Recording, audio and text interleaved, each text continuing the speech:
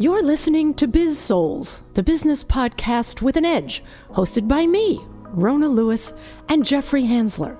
Tune in for perspectives and discoveries about the changing world of business. It's time to connect to the heart, soul, and humor of how business gets done. Hi-ho, kids. It's time for another edition. I always say edition, and it's really an episode. Sorry. That's okay. It's an episode of, I'm having an episode, evidently. Welcome to Biz-Souls. I'm Rona Lewis. I'm Jeffrey Hansler. And we get to the heart and soul of business and the people that make it happen. I'm sorry, I realized what my problem is. I'm looking at the camera Was set one? up. I have multiple problems on this. And along with what we're going to talk about today, ego. Ego, yes, I have one. And humor, which I have. So this is kind of a play on our last one. Our last one was about imagination. And one of the tips for imagination was combining things that don't normally go. So we were sitting and talking, and we were talking about subjects to do, and Rona said, hey, how about humor? And talking about humor. And then she said, well, why don't we talk about ego and humor? And then how he they said, go together. Let's combine them. I was like, I don't think that works, because most people who have a heavy-duty ego don't have a sense of humor. And that's actually part of what we're going to be talking about today. And so we did did research. Yes, we did. And you know what? I want to put this out there first and foremost. Any kind of humor in business has to have psychological safety. Right. In with it. And we talk about psychological safety, and it's like the biggest buzzword now, and it's true. If you don't feel safe having a sense of humor because of other people's reaction or egos, you're not going to work. Well, people are, I've got the pendulum thing, and people are sensitive. I mean, Jerry Seinfeld at his commencement speech is saying, look, humor is going to keep you alive, folks. Or Homer. Homer. And it's important, and people are very sensitive, and you've got comedians going, it's just a joke, and people are bashing. We are so frickin' sensitive anymore. Well, and there's a difference between comedy room humor and business humor. And, absolutely. You've got some of the same rules. I think they're a little more stringent. Well, yes, and we seem to be, as a society, much more sensitive and fearful about hurting anybody else, and everyone is like, oh, what they said. If somebody wants to joke with me about being Jewish and looking for a sale instead of paying retail, I will absolutely agree with you. You're very good. Yeah, and it's we can't be so sensitive that we lost our sense of humor. Correct. And when it goes in with ego, that's a totally different story. Correct. And if it's a power, well, and mostly in business, it's power. Yeah. When you're using humor to put somebody down or put them in a place. Well, that's the punching down, punching up. Yeah, and using it to enhance your power and minimize theirs. Yeah. Like, for example, you and I kid about you being short all the time. If we were in a meeting, though, and talking about a serious subject, and I said, "Well, Rona, you're short. You can't see the forest for the trees. Oh, that's because you're short. Right. That would be probably. I can barely see the top of the table. Yeah. Right. Even though you would laugh, that would be a negative time to do it, because it would be me trying to shut you down that way. Correct. Yeah. Which is easy because you're short. No, I'm only kidding. All right. Wah, wah. Yeah, okay. So here's a little first research we found. So humor is a mature ego defense mechanism. First of all. What does that mean? A mature ego defense mechanism. So self-deprecating humor. Yes. So if I am, and the ego, the self-appointed task of the ego. He has to read this because it's a lot of words. Is to help you, if I can pronounce them, to help you get what you think you need from the world, and this is very important, prevent you from losing what you have. That is such a driver. Read that again and then explain it, because it's very professorial. The ego's self-appointed function is to help you get what you think you need from the world and prevent you from losing what you have. So it's basically that's the expression. It has to feed your ego. I need adoration. So it's that's what. And remember what we talk about all the time. Fear leads to the number one human reaction to fear is control. And you control resources, you control the scenario, you control the dialogue. That's why when, CEO gets upset because they made a mistake, they take the CEO road. Well, I'm not going to listen to any more of this, or I'm going to stomp out of the room. And it's what people do. Oh, somebody's calling in already. That's a message. Yeah. Oh, great. Okay, I thought it was a. Keep those cards and let us come in. I thought it was our callers coming in. Yeah, flash news. Anyway, so basically, we're going to talk a little bit about humor. I guess we'll bring the humor into it.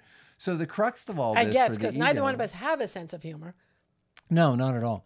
Is fears. Because they're directly tied to the ego. If that's its self-appointed task, is protect us from our fears, and that's where our tips will come in at the end. Okay.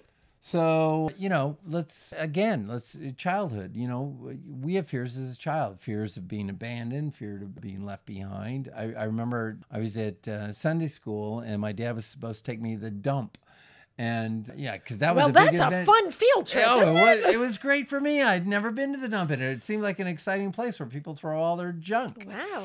And you won with that. Okay. And for some reason, the clock was going slow, and I thought my dad would have left because he said he had to go, and he wasn't sure about waiting. And I remember running out of the classroom and jetting across the street without looking. I almost got hit by a car because of that. So we have fears. We have fears as children. And those, you have experiences with those fears. And those fears begin to build out how you look at things and how you feel about things.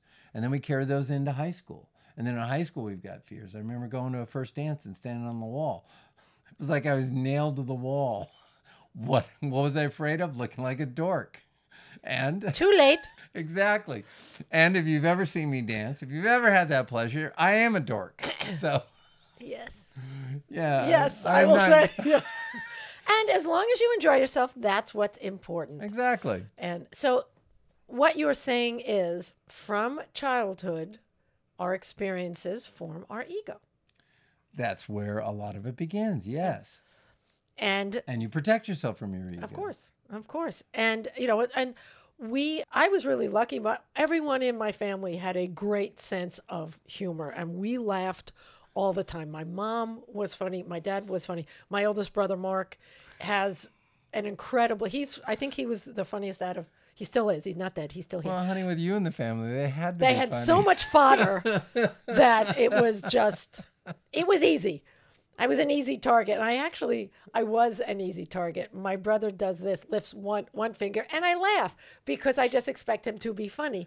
And it's not, but to me it is. That's right. That's okay. That's right. As long as someone laughs. And that's the way first of all, I am my own best audience. I'm like in the movie Arthur, right, where he laughs and he says, "Oh, I'm just thinking funny thoughts." Right. That is me. I crack myself up, and I'm okay with that. So it's you are funny. I really enjoy it. Thank you. Your improv skills are really good. Thank you. You come up with all kinds of things. So it's fun. Yeah, and if you want to hear that, you should listen to the podcast with Hamish Wright. He and I go off, and after the podcast was over, Jeffrey's like, "Well, when did that happen? What are you talking about?" Yeah, they kept me in the dark. And we're going on and on about these spoons. And I was like, I just made it up. Oh my God. Every time he calls and we talk to him, it's always about the spoons. The spoons. He just goes on and on. He's going to keep that thing alive. Forever. And it's so fun. And we love it. Hamish, we love you. Now that I know, I can get into it a little. There you go. So we digress once again. So let's get back to ego and humor. Do you want to talk a little bit about how to work with humor and egos in the workplace? Well, sure. So these are a couple of quotes. This is a guy named Robert Smith from a while ago, and he said, "Seldom has anybody been able to tell me what I ought to do, and nobody has ever succeeded in effectively telling me what I must do." And in business, we need tasks done, and people approach them differently. People have tasks to do, and businesses create processes, and businesses create systems. And so you're supposed to do those things, except we're forcing people to do it. And in today's world... This is going to get back down to egos and humor, right? No. This is what drives that is those statements come from the ego. Okay. Okay, I don't want to be told what to do. I don't want to be, and yet business is. I don't want to be told what to do. Right. And in business, though, that is what's going on. And this is one of the fights going on with the work at home. Because managers are like, I need to control. My success depends on your success. And if you're not here, I can't guide you when you're making a mistake. So you have to come into work. And people are going, no, I don't want to come into work. I don't want to be controlled. I don't want to be told. And I've proven to you I can work at home. Right. And in many cases, in not every case, some people have to be. There are certain. We're all figuring that out. So what you're saying is that's the ego. That's the ego driving that behavior. And that's what a lot of the fights are going on right now. I'm right about this subject and people are drawing a line. I'm right in my politics. So following that up, so there is no humor. Well, if we could bring back, so they're also killing humor.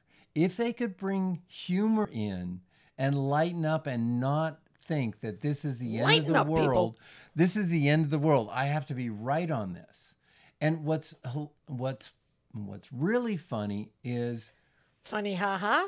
Is that what you're saying? No, funny as in an interesting concept. Human beings are terrible in general at predicting the future. Ken Olson at Digital Equipment Corp said there's no reason anyone should have a PC on their desk. Everybody does not need a PC on the desk. And as a consequence of that kind of thinking and the culture of the company, Digital Equipment Corp was just swallowed up and eventually became nothing. Yeah. And the reason he had to be right on that is his company was not in that market and they could not succeed in that. They hadn't succeeded in that market. So again, it's fear driving. I've made a decision. I've got to be right on this. So instead of changing and opening up and taking opinion in and admitting they're wrong and getting their ego and saying, my ego isn't worth, $800 million or whatever DEC was worth at the time. Maybe we could change. And yet people are killing humor at work. Well, I just want to bring it back to something that's a little simpler, perhaps, to talk about. I'm sorry. So I want to bring it back to actual just people that who we know. It's not that, it's actually who. Words are important. And we take ourselves seriously. And for those people who we see are narcissists and who are fear-based, new managers, things like that, I think in using humor can be a way to break them down if you do it the right way. And you have to, it has to be, like family friendly. It can't be too edgy. Right. Well, how about self-deprecating humor? Self-deprecating humor. And I think you even have to be careful with that because sometimes especially if they're a narcissist who are much more protective of themselves, they may agree with you and you have done yourself a disservice because they will think they are better than you are. They're self-deprecating. Yeah. She was making fun of herself and I'm such a dope because I didn't see this. She is, and that's right. And so you have to be careful with the self-deprecation. Well, narcissism builds on success and it's directly tied to the ego. Right. And narcissism is your false self, which is what ego is, your false self. It's the self you are trying to project because you're afraid of what you really are. Right. And you will never ever see a narcissist have any kind of self-deprecating humor at all. They're too fearful of it. They don't want to be seen. If anyone, now I'm not going to say that's an interesting statement. You got to be careful anytime you say no. Never. It was a. You saw that? It was on here on my notes. We're going to take a brief commercial break without actually taking one. Rona goes to the board. Yeah, it actually was it is a fact that a true narcissist will not use self-deprecating humor. They are very fearful. Well, is that a narcissist test? So then I passed the test. I'm not a narcissist. Although I'm accused of it quite frequently by, my podcast partner. Me. Yeah. And we all do. I have narcissistic tendencies also because life is all about me, right? Exactly. Me. Exactly. Yeah. Seriously, though, you really have to start slow, especially if you're new at a company. Listen first and then dig in. You know, but especially for me, when I first started in sales, I had a manager who didn't want me. They didn't want a newbie. They wanted an experienced person. And this was really hard for me, basically, to, shut up. But I did, because I had to see how he was. We still never really got along great until I was moved to another team. And I tried to make myself small. I was not my authentic self. You were very successful I know. at that. Thank you so much. My best friend Kathleen calls me her pocket pal, because she's like 5'9" or 5'8". Anyway, and I got my chutzpah gradually, because I had success in sales, and that just went along with the ease and comfort of bringing my natural humor out. So here's the thing, though. Good things came of that. Because you were self-confident, that helps everybody in sales. You have to have it. So it's this balance between the two. And it's also this self-awareness. And we talk about self-deception all the time, and how you've got this part of your brain that lies to you and tells you you're better, sharper, smarter, all these things. And you need that. That's a healthy part of your brain, because it gives you hope, and hope is critical to people. Well, and yes, there is a difference between a healthy sense of self and a narcissist or having a big ego.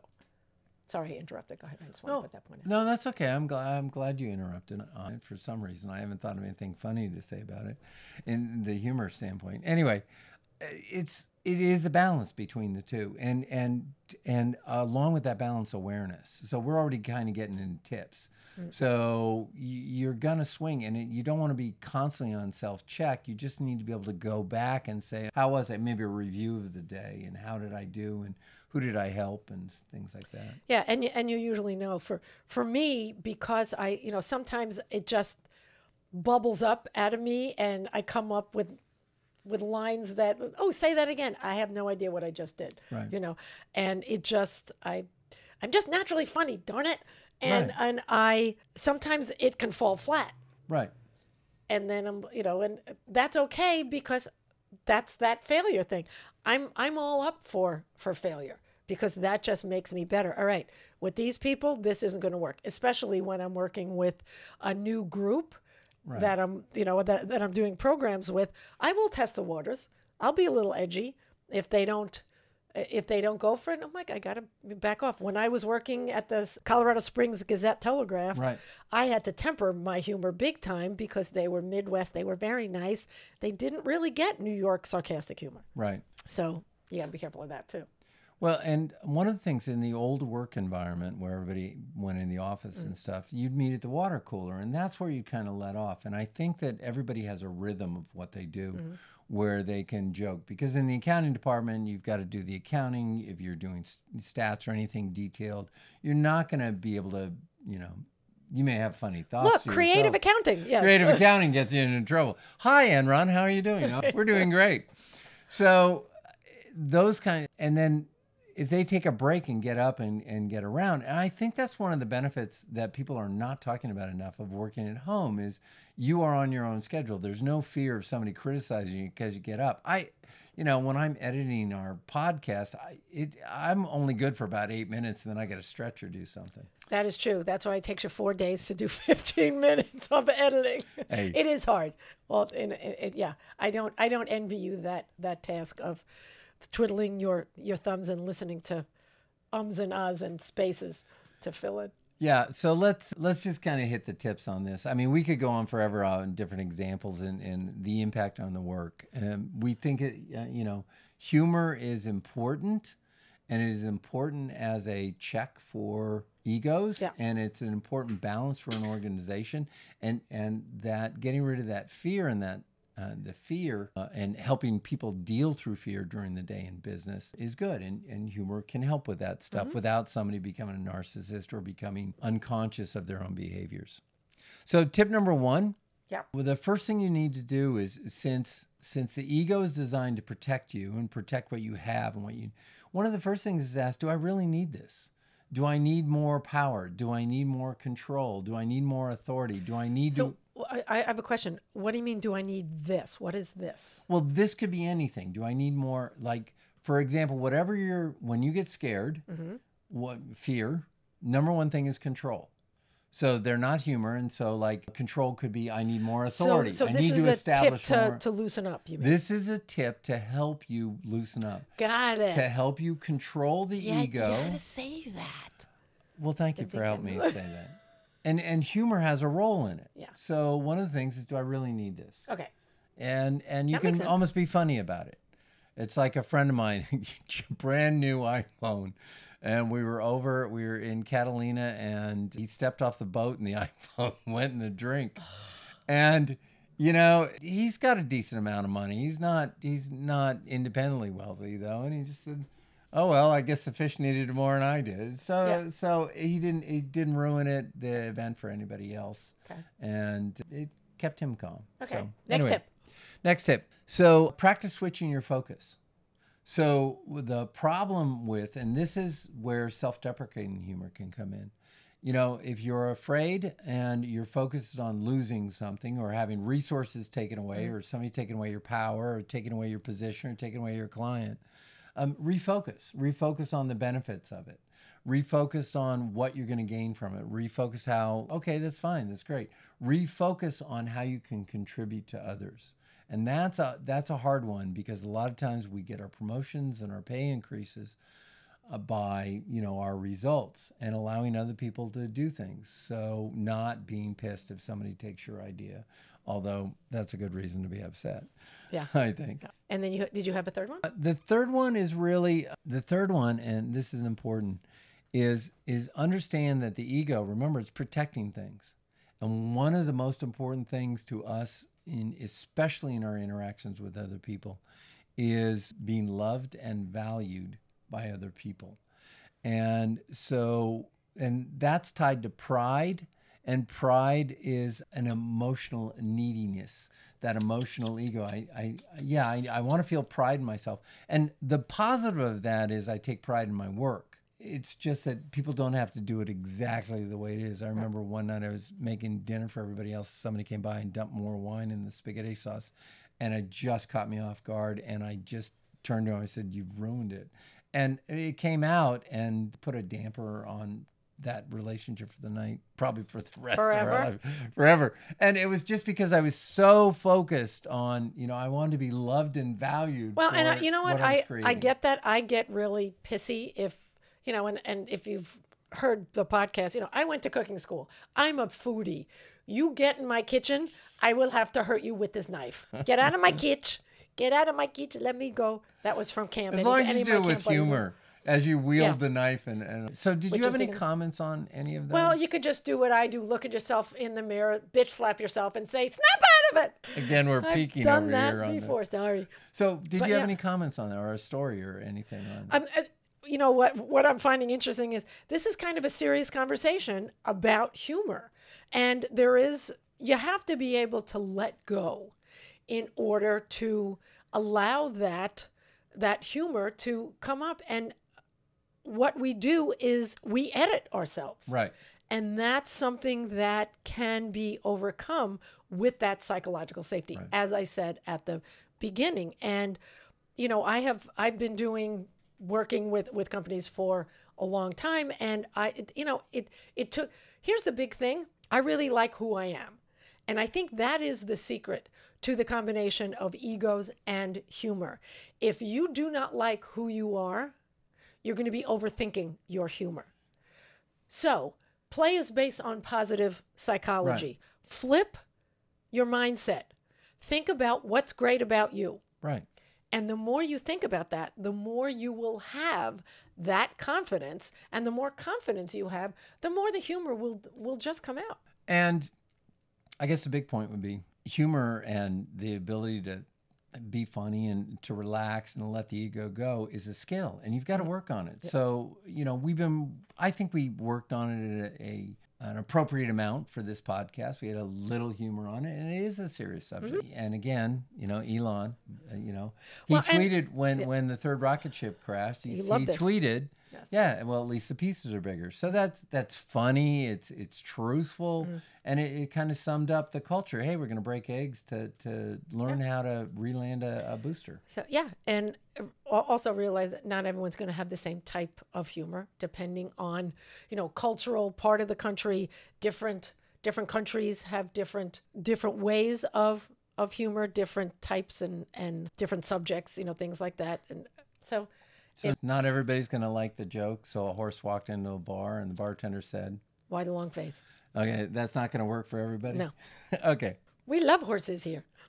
We do. Anyway. All right. Anything else? No, just, people say to me, "Rona, be funny."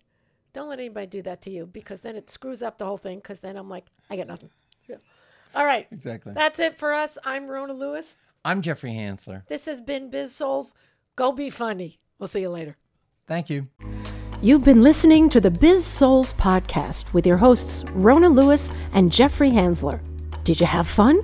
Subscribe, rate, and leave a review. It's very much appreciated. Talk to you next week.